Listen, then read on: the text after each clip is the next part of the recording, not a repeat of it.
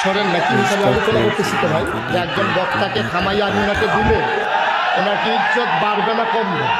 উনি যদি পাইতো 10,000 ভোট, আপনি কমাই দিচ্ছেন 5,000 ভোট, বাড়াইছেন না কমাই দিচ্ছেন। উনি বসুক, কাজ কি? ওয়াজ শুনবে, ওয়াজ শুনানোর সময় পাইনি, ওয়াজ শুনুক, লাস্টে দিয়া কথা বলবো। জি সবাই পড়ে না আমি আমরা বুঝি ভাই, এইগুলা বেশি দেখাইতে যাবে। কে ঝামেলা করতেছে? ওনার লোকে কে ঝামেলা করে? মাহফিল হবে না।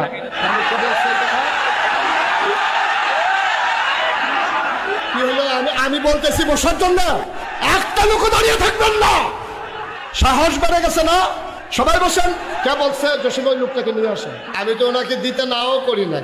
আপনারা মাহফিল চলবে না, এত বড় কথাই মাহফিলে বলা, লা হাওলা ওয়ালা কুওয়াতা, সে তো ধ্বংস হয়ে যাবে।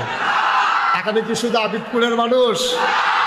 যে বলছে সে বুঝেন, সে যদি বুঝতো এই কথাটা বলতো না।